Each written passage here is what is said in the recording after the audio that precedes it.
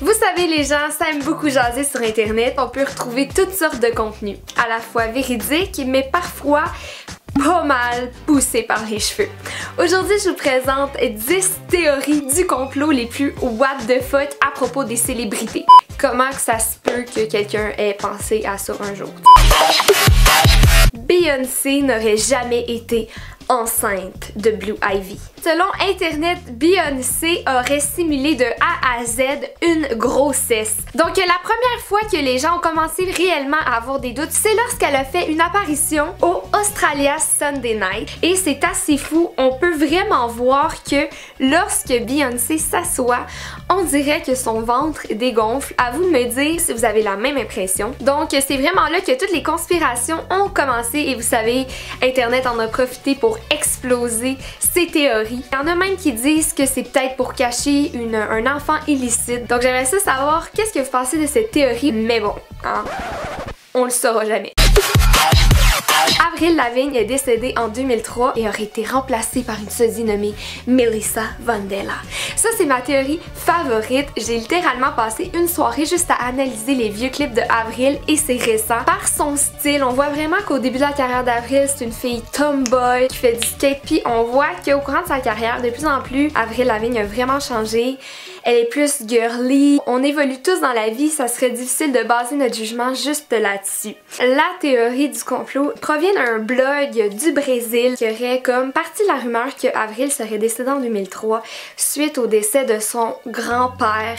Elle aurait eu beaucoup de difficultés à vaincre ça et cette célébrité éminente a comme pas vraiment été un bon tournant pour elle. Durant toute sa tournée et ses spectacles, elle avait engagé une fille qui lui ressemblait beaucoup, qui s'appelle Melissa Vandella. Lors des soirées où Avril voulait pas être au public, ben elle envoyait Melissa. Quand on compare la voix d'Avril 2003 et Avril maintenant, on voit vraiment comme une différence. Là, à dire que c'est une autre personne, je sais pas, mais on dirait que j'aime bien croire qu'il y a des trucs comme ça qui peuvent arriver. Miley Cyrus a changé du tout au tout pour distraire la population. Et oui, donc ça aurait l'air que Miley Cyrus se serait métamorphosée, donc toute sa rébellion un peu contre son ancienne image, ça serait expliqué par le fait qu'elle était engagée par le gouvernement américain, donc le gouvernement de Barack Obama, pour en fait distraire la population. C'était pour que Barack soit plus facilement capable de manipuler les médias. Cette rumeur-là est partie parce que le chanteur du groupe Korn a affirmé que durant l'époque twerk de Miley, Obama aurait fait voter une loi assez comme rapidement. Ce serait expliqué par le fait que la population avait pas vraiment les yeux rivés sur la politique à ce moment-là. On a toujours su que Miley encourageait fortement Barack Obama, mais de là à dire que c'était une agente secrète. Ça là, c'est poussé par les cheveux, vous allez pas en revenir, mais selon internet, The Real Slim Shady aurait été tué par les Illuminati. Eminem a toujours eu des problèmes de drogue et d'alcool. Après son album Encore, il a pris une pause de 5 ans pour être en détox, si on veut, pour revenir plus fort plus tard, hein? Mais selon les dires, les Illuminati en auraient profité pour tenter de recruter Eminem durant cette période et Eminem aurait refusé. Les Illuminati auraient été vraiment fâchés contre lui et l'auraient cloué dans un accident de voiture, ce qui aurait causé sa mort. Suite à toute cette histoire rocambolesque, les Illuminati auraient formé un clone d'Eminem, donc ils l'auraient fabriqué, ouais, de A à Z. Et ça expliquerait selon les fans pourquoi la musique d'Eminem a changé depuis toutes ces années. Un autre, en voilà un autre. Il y a même une théorie que son clone serait en réalité un robot. Je tiens juste à vous montrer les robots d'aujourd'hui, de quoi ils ont l'air et de ce qu'a l'air Eminem à l'instant présent, de dire que c'est un robot. Le braquage des bijoux de Kim Kardashian en 2016 est un coup monté. Selon les dires, vu que c'est comme une histoire un peu non résolue, il y a beaucoup de gens qui pensent que ça aurait été monté juste pour avoir comme de la publicité. Il y a aussi une théorie selon laquelle Kanye West avait beaucoup de dettes à cette époque-là et ça aurait été comme en fait une fraude à l'assurance. Donc les assurances rembourseraient complètement Kim Kardashian. Donc il y a beaucoup de gens qui pensent que Kanye et Kim auraient pris cet argent-là pour rembourser toutes leurs dettes. Même si c'est arrivé ou non, la personne présentement qui aurait les bijoux de Kim ne va pas vraiment les revendre parce que c'est vraiment des bijoux conçus pour elle spécifiquement. Il y a personne dans le monde qui aurait les mêmes bijoux. Et pourquoi avoir amené 11 millions de bijoux dans une chambre d'hôtel seule? On saura jamais.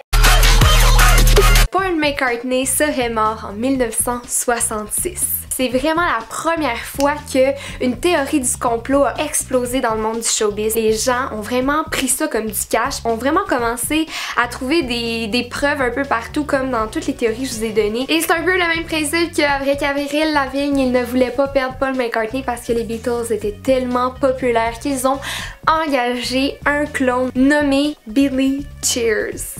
C'est assez ridicule. À la fin de Strawberry Fields Forever, on chante Cranberry Sauce et les gens entendaient quand ils reculaient le son I Buried Paul. Comme vous voyez que ça commençait à vraiment aller loin, jusqu'à dire que sur la pochette de l'album Abbey Road, on illustrait une marche vers des funérailles, qui est peut-être même sur une île déserte à l'heure qu'il est. Taylor Swift renaît des années plus tard. Swift ne serait peut-être pas celle que l'on croit. Certaines personnes ont trouvé que Taylor Swift avait de grandes ressemblances avec la sataniste Dina LaVey.